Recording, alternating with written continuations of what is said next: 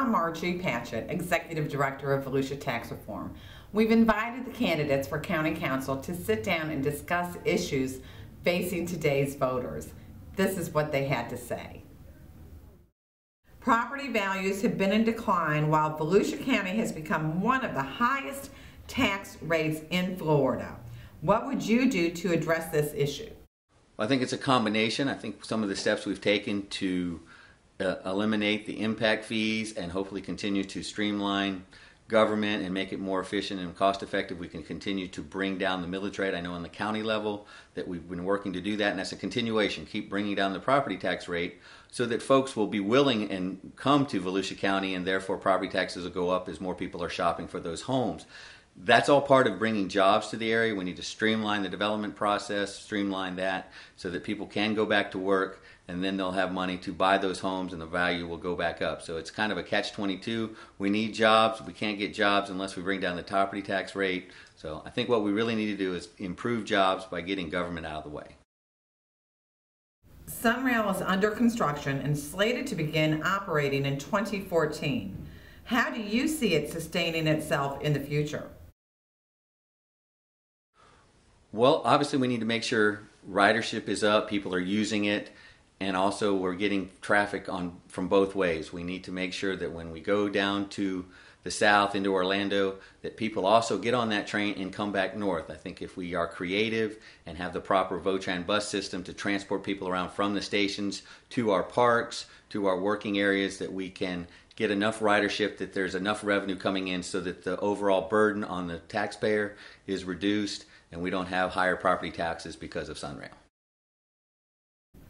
What do you see as the role of the county manager? Well, the county manager, he runs the day-to-day operations of the county, and he provides the data and information to the county council. However, the county council are the folks that are supposed to listen to the residents of Volusia County and direct policy that do make things better for the residents. His job is to follow the lead of the county council when they set policy and to come up with the solutions or the ways to implement the solutions that the county council brings up. So he needs to follow the county council. He works for them. The county council does not work for him.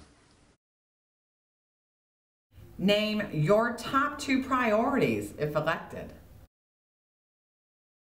Number 1 priority is job creation and economic development, and the second priority would be public safety. We need to get back to having a much better safety record for our students walking back and forth to school. I think that goes in hand in recruiting businesses that they feel our community is safe, and then job creation can be uplifted and people can go back to work, and a lot of our problems can be solved if we would just provide people with good paying jobs.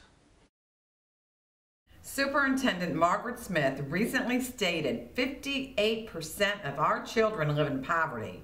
She also said 2,000 of our school children are homeless. Why do you think this is, and what will you do to help change it?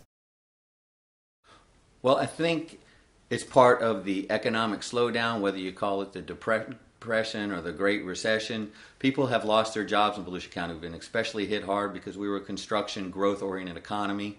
So what we need to do is get businesses back open and developing and hiring people, and we need to come up with good sustainable jobs that aren't based on just a growth economy, and therefore, like good healthcare oriented jobs, good clean manufacturing jobs, and we can do that with incentives by streamlining the permitting process so businesses, it's not so expensive and timely to expand or bring their business to Volusia County.